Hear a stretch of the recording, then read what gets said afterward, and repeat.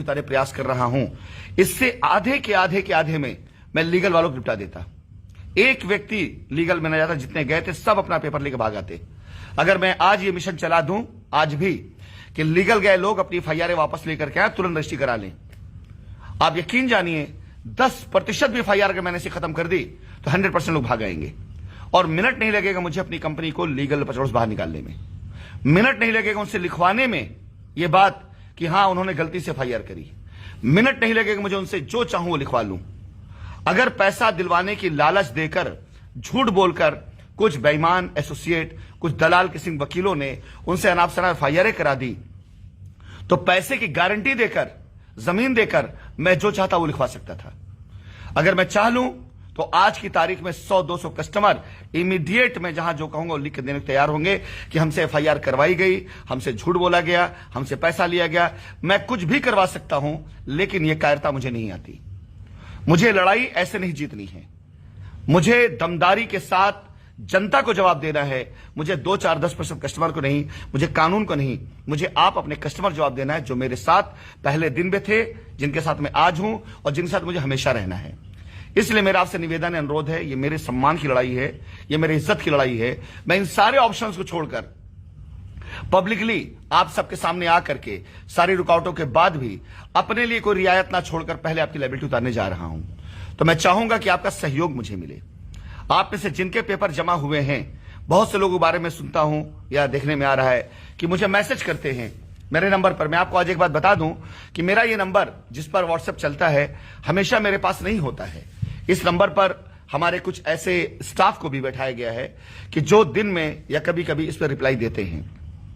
कई बार आप कस्टमर के कुछ ऐसे सवाल या कुछ ऐसी चीजें होती हैं जिसका जवाब हमारे स्टाफ को बड़ी गलत तरीके से देना पड़ता है, क्योंकि उनको पता होता है कि आप जेन्युइन कस्टमर नहीं हैं।